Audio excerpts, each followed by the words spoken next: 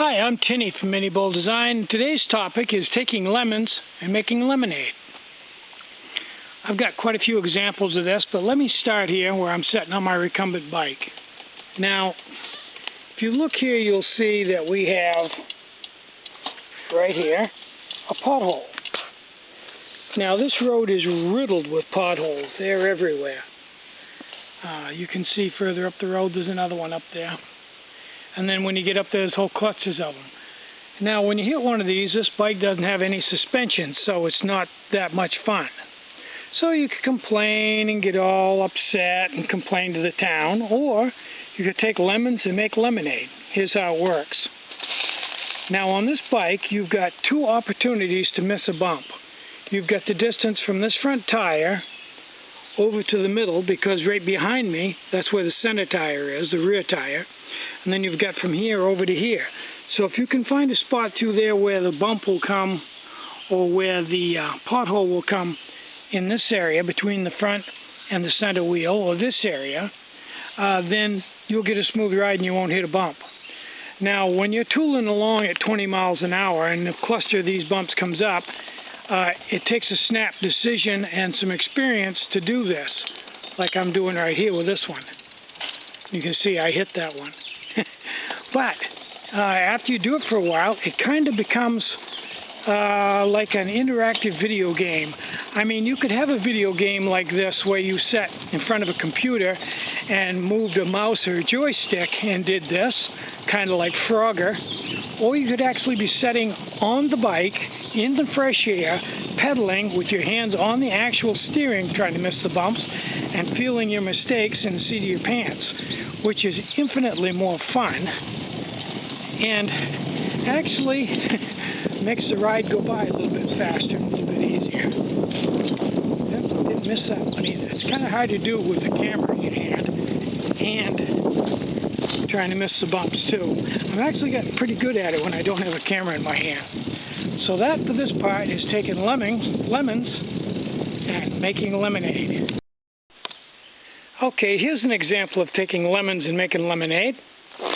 You can see that the frame on this bike is starting to get a little bit rusty.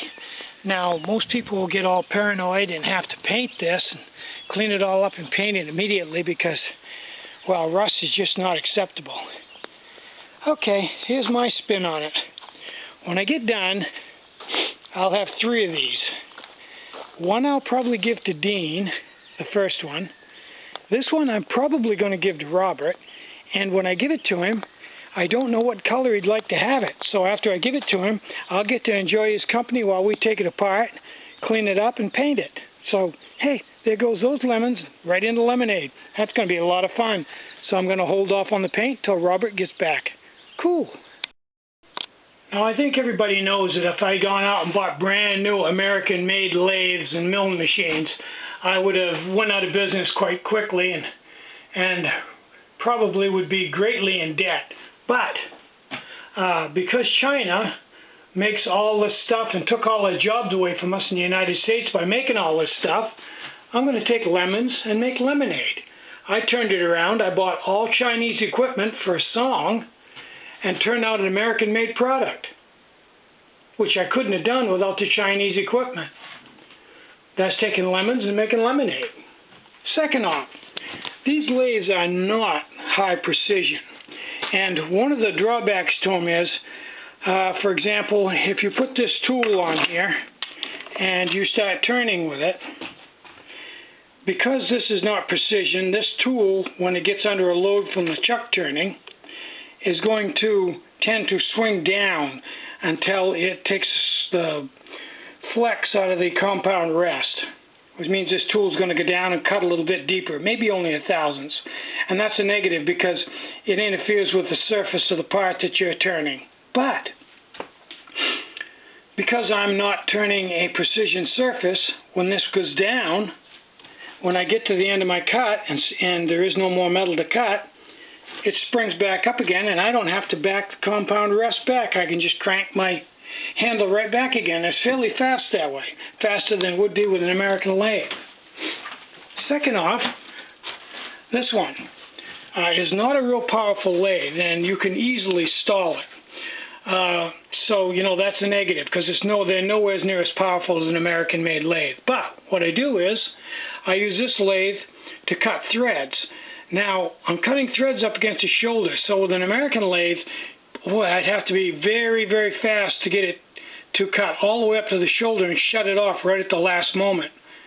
I probably would end up stripping my part or breaking a die or ruining something. But because these are Chinese lathes and they have very little power, I set this one on low, and when it comes to the shoulder, it just stalls.